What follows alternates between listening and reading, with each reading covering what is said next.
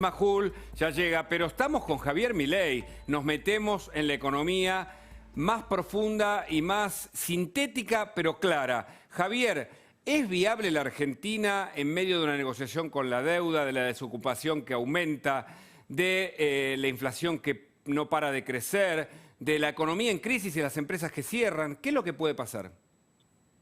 A ver, me parece muy interesante la pregunta como vos la planteaste desde un modo estructural, ¿sí? Para que la gente tenga horizonte. Yo soy especialista en crecimiento económico, justamente. Y cuando arranco mis conferencias sobre crecimiento económico, digo que no sabemos cómo será el futuro, lo único que sabemos es que será mucho mejor.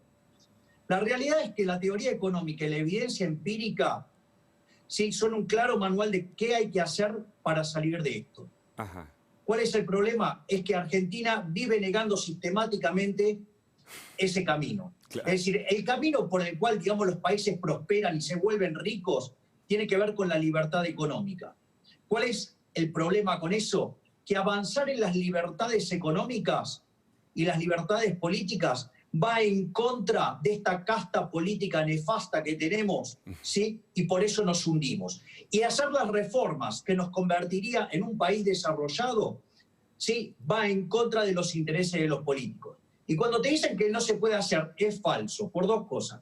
Porque lo hicimos en 1860 con la Constitución de Alberdi, y de ser un país de bárbaros, en 35 años nos convertimos en el país más rico del mundo. Vos decís, bueno, pero eso fue en el siglo XIX. Mirá, en el siglo XX lo mismo también hizo Irlanda, y de ser uno de los países más miserables de Europa, hoy tiene un PBI per cápita que es más de 10% mayor que el de Estados Unidos. Es decir, que esto es factible. Ahora, ¿cuál es nuestro problema? Que esas reformas las tienen que hacer justamente los que tienen que perder en esto, que son los políticos. Ahora, también tengo otra buena noticia. A ver. Porque a lo largo de la pandemia hemos tenido manifestaciones de la gente. La gente salió a la calle el 20 de junio y el 9 de julio. Y desde mi experiencia personal frente a otras manifestaciones, vos que encontrabas reclamos absolutamente contradictorios, cosas que, digamos, eran incoherentes, cosas separadas. O sea, no había una gran idea del reclamo y el problema del reclamo. Y como vos sabés, hubo, digamos, a río revuelto ganancia de pescadores, y ahí siempre ganaban los políticos oportunistas, en especial los populistas. Y así es como que nos hundimos. Ahora, ¿cuál es el punto? Si vos mirás lo que fue la manifestación del 20 de junio, la gente salió a reclamar por la libertad, salió a reclamar por el derecho de propiedad y salió a reclamar por la posibilidad de trabajar. Todas banderas liberales.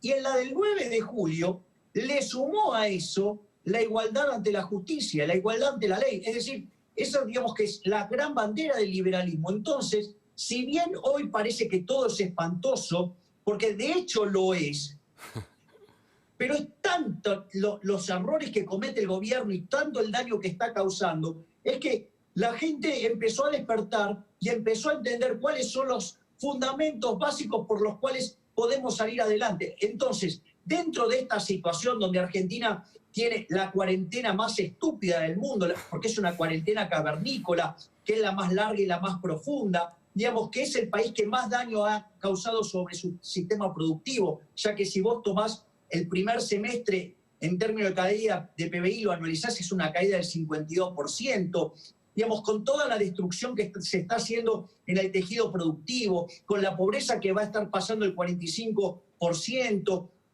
y con un alto riesgo de hiperinflación. A pesar de todo esto, que las chances de que estallen son muy altas, ¿sabés qué es lo importante? Cambió la cabeza de la gente. Es decir, vos podés tener crisis, pero si la gente cambia la cabeza, cambiaste todo. Pensá que, digamos, a Japón le cayeron 2 bombas atómicas y sin embargo se convirtió en un país desarrollado. Tener una crisis, ¿sí?, no es el problema es lo que hay adentro de la cabeza. Y si la gente empieza a cambiar y empieza a entender que el camino es el camino de la libertad, y nos sacamos la idea del Estado presente, digamos, y de tener que sostener a toda la política parasitaria, te puedo asegurar que en 35 años Argentina se vuelve un país desarrollado. Ahora, Javier, vos hablabas recién sobre usabas la palabra no vinculada a una cuarentena estúpida, una cuarentena que no fue inteligente. ¿Cuál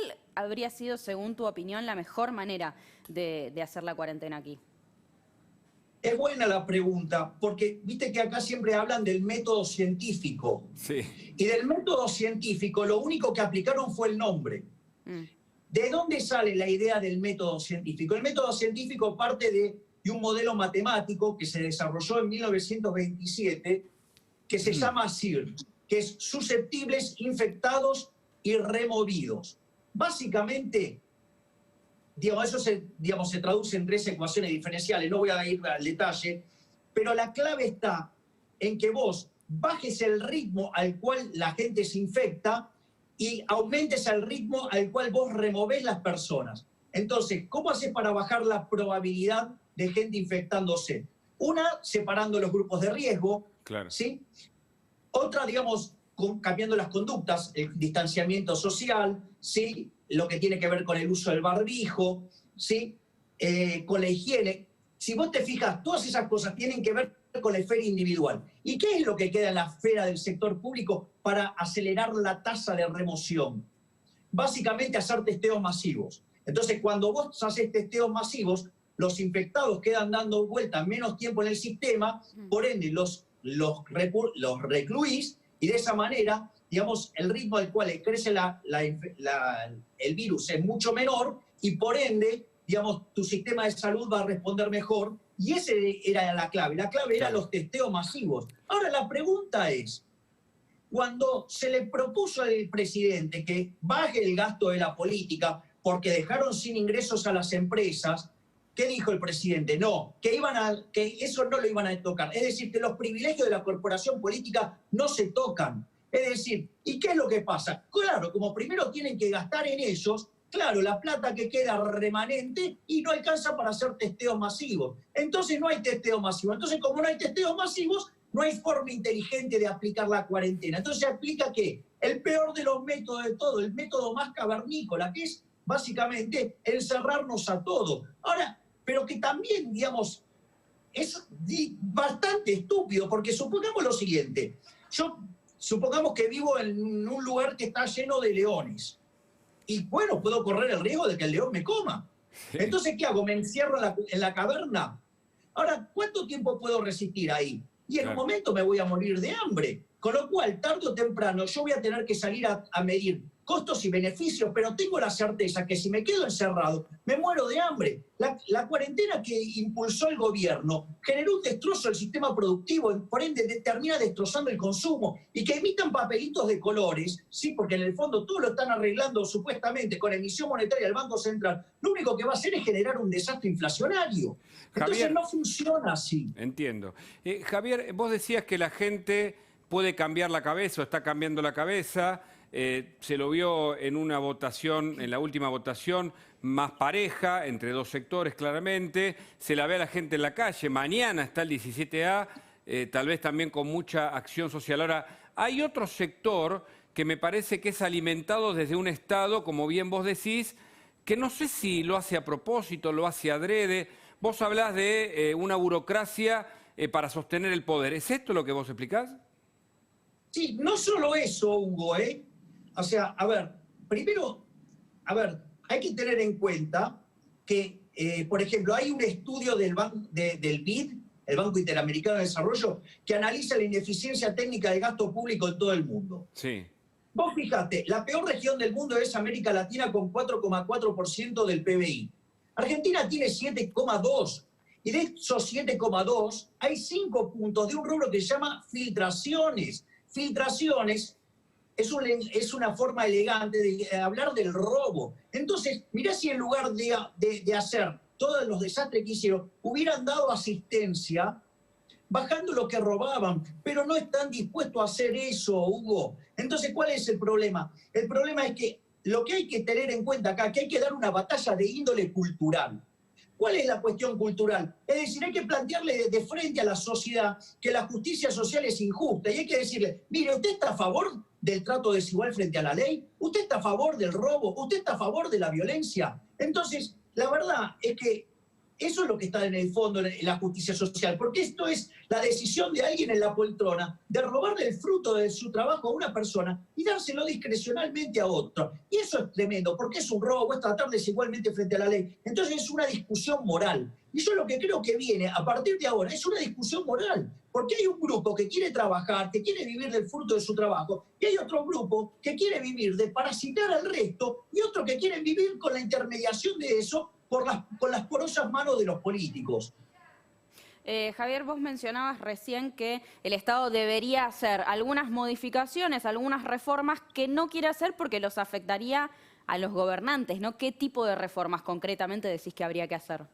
Mirá, por ejemplo, nosotros con Diego Giacomini, nosotros estamos proponiendo una reforma del Estado que implica bajar 15 puntos el gasto público en términos de PBI para poder bajar en más de 10 puntos los impuestos. Fíjate esto, nosotros propusimos eliminar de cuajo la obra pública yendo un sistema de iniciativa privada a la chilena. Es decir, sistema que en Chile funciona bárbaro. Pero ¿cuál es el problema? ¿Acaso tengo que contar que existe una causa que se llama la causa de los cuadernos? Claro. Que muestran cómo los políticos roban con la obra pública. A ver, otro tema que es escandaloso, los subsidios económicos. Nosotros también propusimos un mecanismo para eliminar de cuajo los subsidios económicos, redefiniendo las condiciones de equilibrio en la ecuación económica financiera del contrato de las empresas reguladas. Y claro, pero ¿sabés cuál es el problema? Que se termina el pasamano entre el político, ¿sí?, y, digamos, la empresa. Entonces, claro, lo que vos te das cuenta, que claro, cuando vos tocas partidas que implica bajarle el robo a los políticos, ahí no van. Bueno, pero hay que planteárselo de frente. Es decir, no es la única. Digamos, otra cosa que para mí debería ser motivo de eliminación directa, y esto es muy grave lo que voy a decir, es eliminar las transferencias discrecionales, ya sea de nación a provincia y de provincia a municipio. Porque fíjense la inmoralidad de este gobierno, porque son unos inmorales, hay que decírselo en la cara. ¿Qué pasa? Gobernaron sin presupuesto, pero no es que vos gobernás sin presupuesto. Cuando vos no tenés presupuesto, ¿qué haces? Usás el del año anterior. Ahora, sucede que el nivel de precios de hoy está 42% por encima del año pasado. ¿Qué quiere decir eso? Que por un efecto nominal hay un montón de ingresos adicionales que, como están fuera de presupuesto, discrecionalmente el gobierno lo usa para repartir como se la dé la gana. ¿Quién lo reparte eso? Cafierito tercera generación. ¿Y a quién se lo da? A la provincia de Buenos Aires. Y Kicillof, cuando agarra el dinero, ¿vos cómo crees que lo reparte? Se lo reparte sobre, básicamente, los municipios que son afines. Se lo dan los intendentes afines y a los que no son del mismo signo los revienta. Ahora, esta estructura, Javier, armada así a lo largo de muchas décadas, porque armar un sistema político con determinados vericuetos, como estás explicando, cuesta mucho desarmarlo. Digo, hay espacio, lo cultural, que tarda a veces generaciones en cambiarse. Hay espacio para un cambio, alcanza con que la gente esté más informada. ¿Por dónde viene la cosa? A ver, yo creo que hay espacios para un cambio, porque si no cambiamos vamos a seguir cayendo. A ver, Argentina en 1895 tenía el PBI per cápita más alto del mundo. Entre los primeros años del siglo XX éramos uno de los 5 países más ricos del mundo, al menos hasta que llegó la Primera Guerra Mundial. Sí. Ahora, hoy somos 70 y en caída. Yo creo que si hoy computamos bien los números, estábamos ya abajo de 70. Entonces, bueno, yo le diría a la sociedad, mire, este modelo que los políticos dicen que no se pueden cambiar, porque en realidad los beneficiarios son estos, han hecho que seamos pobres y les digo algo, vamos a terminar envidiando el bienestar de los países africanos, ¿eh? O sea, pero, como dice mi amigo Gustavo Lázari, me temo que mis hijos envidiarán el bienestar de Somalia. O sea, así es como estamos yendo. Entonces, si no cambiamos de una vez, esto no va a funcionar. Es más, fíjate qué interesante que el gobierno anterior ganó con una consigna que se llamaba ¿cómo? Cambiemos. Es decir, que en el fondo la gente está notando que hay un problema de decadencia y que si no cambiamos, nos hundimos. Entonces, el problema radica que el anterior gobierno, en lugar de cambiar, hizo kirchnerismo de buenos modales. ¿Por qué? Porque en lugar de escuchar a sus mejores economistas, ¿sí? No hizo eso. Solamente escuchó a Marcos Peña y a Durán Barba, uno socialista y el otro marxista. y que le recomendaron a Macri seguir haciendo populismo. Le recomendó, por ejemplo, que no hable de la herencia recibida. Entonces nunca se explicó el desastre monumental que dejó el segundo gobierno de Cristina. Entonces, digamos, y fíjate esto, digamos, Marcos Peña, cuando tiene que elegir el ministro de Economía, en lugar de elegir a Carlos Melconian, que tenía un programa consistente, pero que le dijo, mirá, tenemos que ajustar o volamos por los aires. ¿Qué prefirió? Claro. Elegir al chanta keynesiano de Prat Guy. Bueno, así terminamos en el Fondo Monetario Internacional y después, digamos, al borde de volar por los aires. Bueno, ahora vinieron, digamos, los que quieren apagar el incendio con un lanzallamas, ¿cómo crees que vamos a terminar? Sí, vamos a terminar incendiadísimos. Claro. Ahora, en este tiempo, lo sabemos, ¿no? Hemos estado teniendo mucho gasto público y poca recaudación. ¿Qué va a pasar cuando termine la cuarentena, cuando se vuelva o se llegue a la famosa nueva normalidad? Bueno, lo primero que yo tendría que decir es, Argentina va camino a tener un déficit fiscal primario en términos de 10 puntos del PBI. 10 puntos. Claro, lo cual es una aberración. Y con lo único que piensa financiarlo es con emisión monetaria. Entonces, tenemos una explosión de oferta monetaria. Que en nuestros bolsillos se traduce en una inflación inflación fuerte.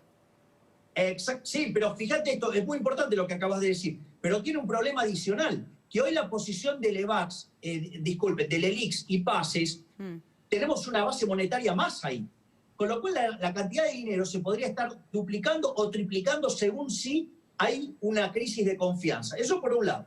Por otro lado, hay un desprecio por la moneda doméstica. ¿Por qué? Porque en el último semestre Argentina generó un superávit comercial de 8.000 millones de dólares y sin embargo, a pesar de eso, perdió 1.500 millones de dólares de reservas.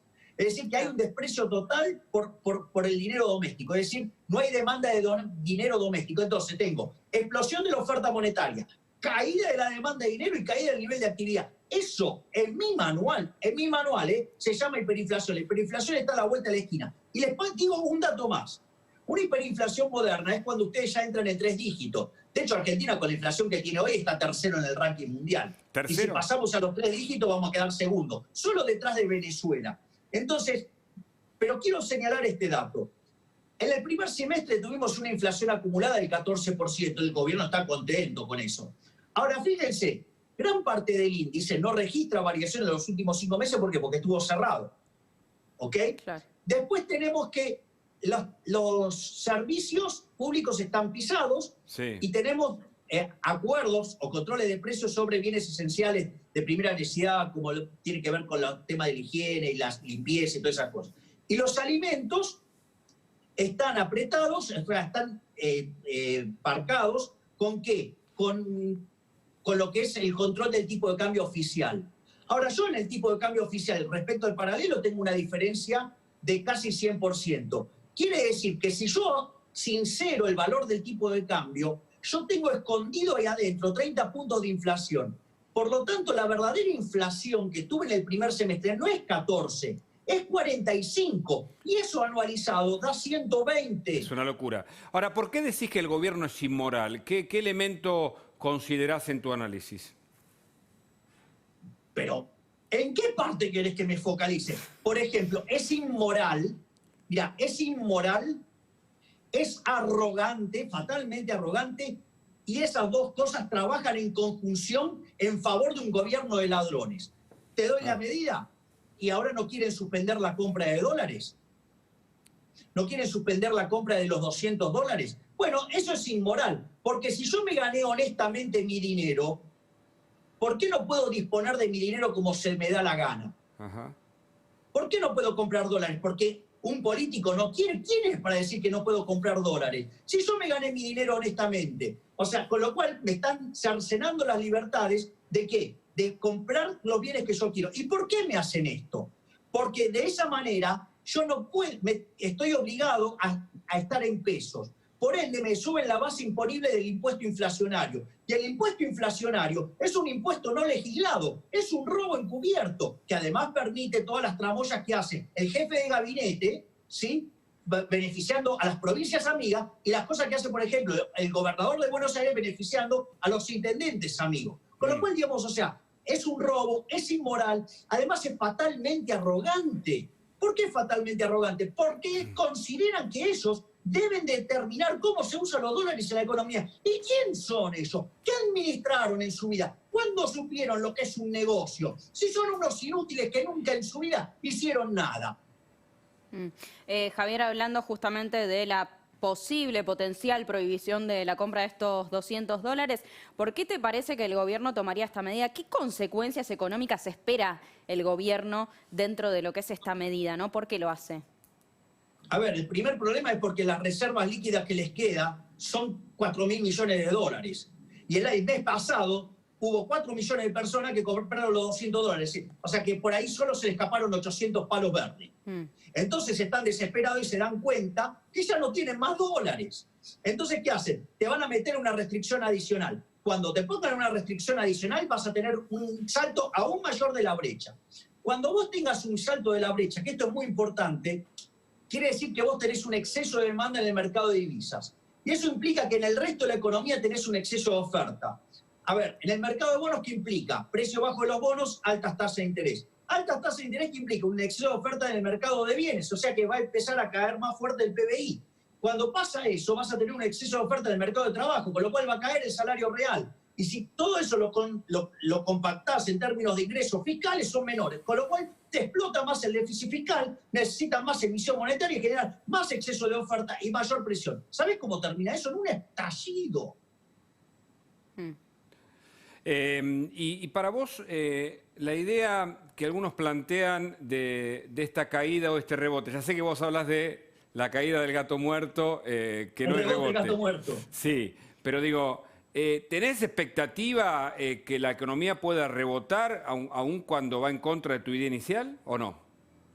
No, pero el problema, a ver, Hugo, a ver, si yo mido la producción, ponele de autos en abril, fue 0. Sí. ¿Sí? Ahora, si tomo la de mayo, no importa cuánto fue, te da que la mejora fue infinita. Es decir, lo que no hay que permitirle a los chantas vendehumo de los economistas que tiene el gobierno o el séquito que lo rodea, es no permitirle hablar de tasas de crecimiento.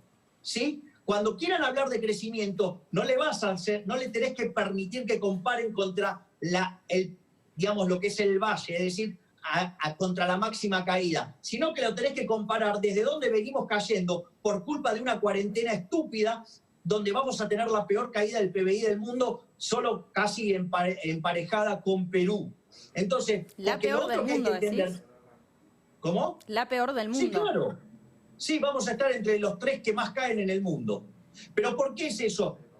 La realidad es que de todo, o sea, el problema mundial no es la pandemia, el problema mundial es la cuarentena. Hay un trabajo de Robert Barro junto a Ursúa y Wen que te dicen que si el coronavirus fuera de la misma magnitud que la fiebre española, el PBI tendría que caer en el mundo 7%. Ahora, cuando vos mirás la peste española, infectó a 1/3 de la población, claro, en el 18. Tuvo una tasa de letalidad del 6% y mató al 2% de la población. Es decir, que vos tendrías que ver, por ejemplo, en este momento, 2.600 millones de infectados del coronavirus. Tenés 20. Listo, digo, el error es garrafal. Tendrías que tener por lo menos 160 millones de muertos solo por coronavirus. Tenés 800.000. Listo, le pifiaron brutalmente, le pifiaron por más de 200 veces. Es decir, que el 99,5% de la caída del PBI en el mundo se explica por la cuarentena cavernícola, no por, por la pandemia. Y acá la responsabilidad ¿de quién es? De la Organización Mundial de la Salud. Y en Argentina, de Pedro Can y toda la infectocracia, ¿sí? que llevaron al presidente a ¿No es mucho decir infectocracia, Javier? Bueno, peor hay otro grupo que le dice infectadura. Yo fui bastante elegante diseñándole infectocracia. Claro, más democrático. Claro. Ahora, Javier, el panorama es desolador. ¿La Argentina tiene plan económico, sí o no, finalmente? No nos quedó claro. No, Argentina no tiene plan económico. Argentina es la cosa más estúpida que existe en el planeta. Porque este gobierno tiene un fuerte perfil socialista y el socialismo se caracteriza por el plan. Entonces son fuertemente socialismo y son socialismo sin plan. O sea que Argentina es un capitalismo sin mercado, es un socialismo sin plan. Es decir, ¿Sabes qué? Esto termina en una piña, no puede terminar bien, porque está todo mal. Sin embargo, hay una luz de esperanza en una parte de la población argentina que quiere algo distinto. Y eso puede llegar a ser la base, ¿sí?, de un cambio a futuro que vuelva al país a las bases del liberalismo y volvamos a ser en 35 o en 40 años un país rico y no lo descarto que si hiciéramos las cosas bien en 50 años tendríamos el PBI per cápita más alto del mundo. Javier, el Observatorio de la Deuda Social de la UCA habla de que la Argentina podría llegar a tener un número no menor al 45% de la pobreza este año, ¿no?, en el cierre. ¿Coincidís? ¿Cuál es tu proyección? Yo estoy de acuerdo con eso. A ver, Argentina en el año 2002 tuvo una caída del 10,9% del PBI, la tasa de desempleo estuvo en el 25% y la pobreza en el 55%, con una inflación de 41%. Si mirás los números son bastante parecidos, ¿sí? Puede, digamos, o sea, es bastante factible 45%, pero te digo más, si Argentina continúa con este descontrol fiscal financiado con emisión monetaria, cuando venga la hiper vas a ver la pobreza en el 75% y se va a generar un candombe social tan grande que ni el propio peronismo lo va a poder manejar. Pero como dicen los chinos, viste que tienen escritura ideográfica, el mismo símbolo que significa crisis significa oportunidad. Y ojalá que sea la oportunidad para volver a las ideas de Alberti, para volver al liberalismo y volver a ser un país rico en al menos 50 años. Vos dijiste 2 veces, al menos en esta charla, Javier, que puede haber hiperinflación. Si sos breve sobre esto, pero quiero que quede muy claro, si vos pronosticás hiperinflación. Yo creo que están dadas las condiciones para que haya una hiperinflación, porque, a ver, en lo que va del año se emitió 1,5 billones para financiar al fisco. Lo que pasa es que no lo ves en la calle porque el 70% fue esterilizado con LELIX y con PASE. Mirá, ahí tenés, por ejemplo, un acto inmoral del ministro Guzmán, que no solo mintió sobre la sustentabilidad de la deuda en el kirchnerismo, sino que además mintió con que ahora es sustentable, lo cual es falso en los dos casos, pero para criticar al gobierno de Macri sí supo hacer las cuentas. Entiendo. Y además criticó a Sturzenegger por esa política que hoy hace el Banco Central. Gracias, Javier. ¿Cómo? No, te agradezco, que tengo otra comunicación en línea y no quiero perderla porque, bueno, hablamos largamente, la verdad que avanzamos sobre todos los temas. Te agradezco mucho el contacto de nuevo, Javier. Dale, te cierro esto. Si hay una crisis política, la hiper es un dato. De nuevo agradecidos, Javier Milei con nosotros. Está Juan Manuel López y Paula Oliveto. Queremos hablar con ellos. ¿Qué hay detrás de la cuarentena?